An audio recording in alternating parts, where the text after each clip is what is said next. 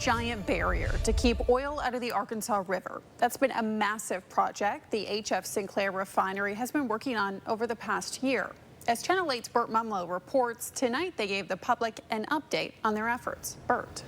Brenna, it's been the other huge project along the river. While most of the attention has been focused on the east side and the recreational amenities of Zinc Lake, the west side has been undergoing a facelift as well.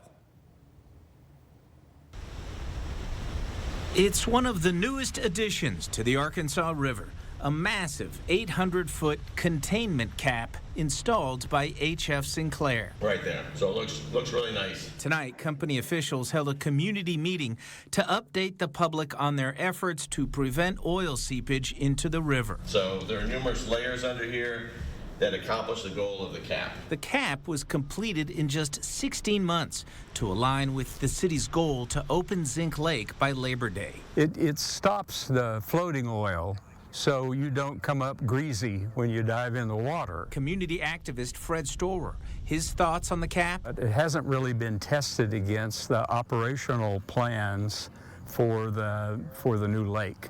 That is, what's the water level going to be? How long is it going to be there? Is it going to go up and down? All of that impacts the operation of the containment cap. And the containment cap doesn't do anything about the soluble materials. It only separates floating oil from the groundwater. The groundwater carries chemicals of interest into the river. HF Sinclair says they are now in the development phase to address groundwater concerns. What risk does that currently pose to the lake?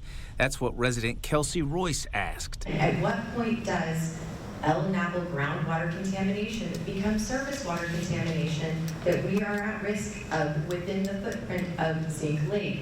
We did some thorough preliminary modeling and determined that the groundwater concentrations over here do not pose a risk to human health in the river.